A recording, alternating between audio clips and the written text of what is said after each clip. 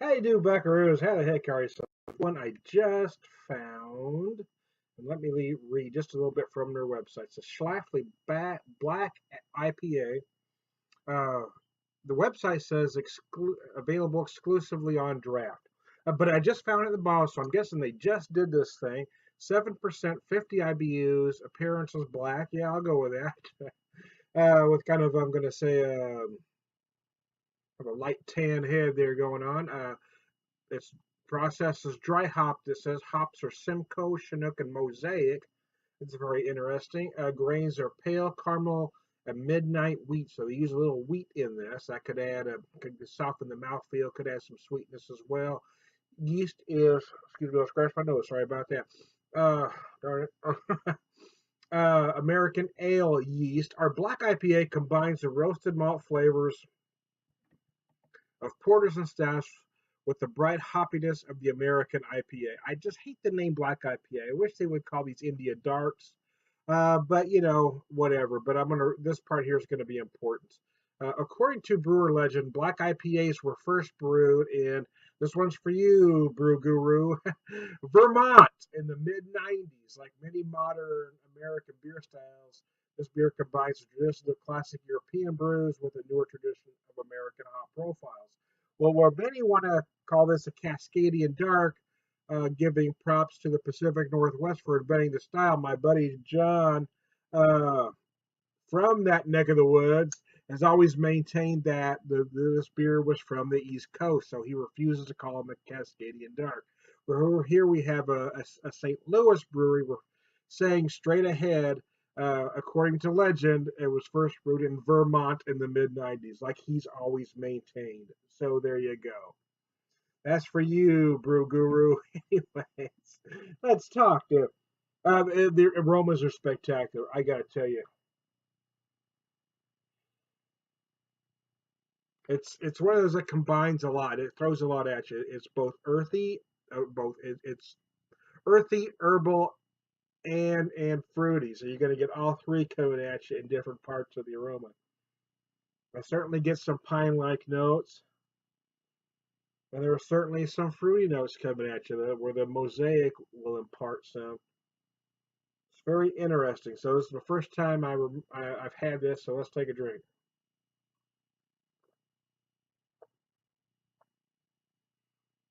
Oh, Skippy. Oh, wow. Wow, that could hold on. I'm gonna need another drink before I start describing flavors, y'all. That was freaking amazing. I got to tell you. Wow, that's beautiful. I am a fan of the style, and I'm a fan of the bigger versions of the style. There are some five, 5.5, 6, 6.5. This one's at 7. That's fine. It just the smaller versions tend to be watery to me. This one is beautiful. The 7% is perfect. We need another percent, and I start referring to it as a double or imperial. But at 7%, 50 IBUs, it's darn perfect.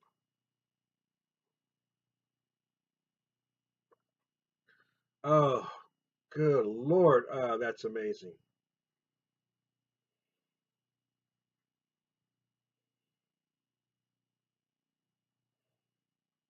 I'm getting lime on the nose, which I mean, I typically, you expect to get grapefruit. Anything using mosaic, you may get some tropical fruit notes. You usually get some tangerine in there, possibly some mango, pineapple. I'm feeling lime for some reason.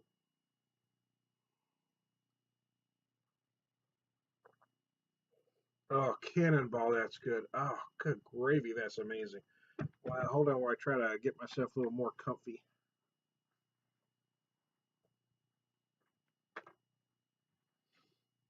Balance myself kind of precariously here. Again, much like they describe it, you do get almost stout-like a stout-like mouthfeel with this. You certainly feel those big roasted malts. That wheat gives you that very soft mouthfeel and that little bit of sweetness that's in there.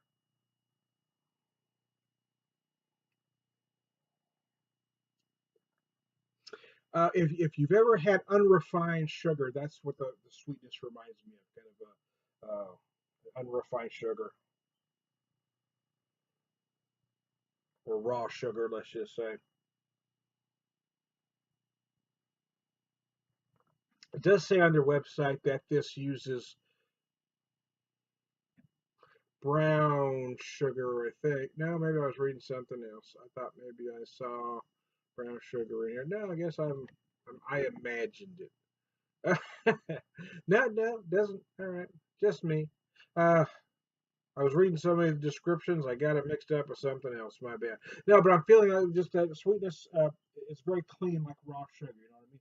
Sometimes I feel honey, sometimes brown sugar. I'm not really feeling honey or brown sugar. I'm feeling kind of that raw sugar like.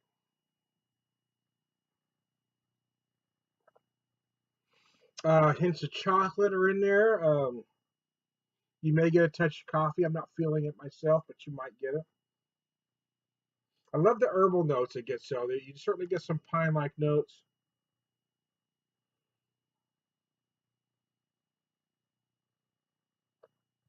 In my opinion, it's balanced impeccably. But I will say that I am a fan of the style. If you're not a fan of the style, I don't know if this one's going to convert you. Uh, but I don't see anything wrong with it. You know what I mean? You know, when I drink beers that are out of my style wheelhouse, I try to look at them like, well, even though it might not work for me, is there anything wrong with it? So I would like my friends that may not be a serious fan of the style to try it just to see if they think it's done right within the style. In my opinion, it is. I don't think it's flawed in any way. I think it's done perfectly. It is going to become one of my favorites of the style. I can already tell. It is just gorgeous. To me, everything works, right? The flavors work, the mouthfeel works, the aroma works. And that's, sometimes those three don't always come together. And again, the fourth one would be the finish. To me, if a beer doesn't have a good finish, it's going to ruin everything else. It's got to end the right way.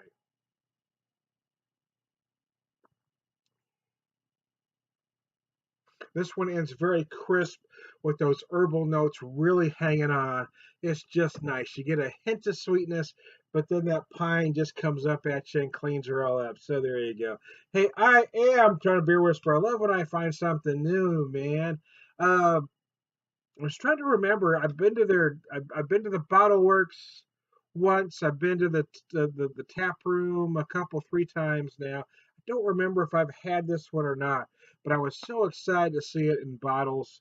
I'm glad it is one I will pick up often. It's one that I recommend to any beer person out there. I am trying to beer whisper. Thanks for watching, man.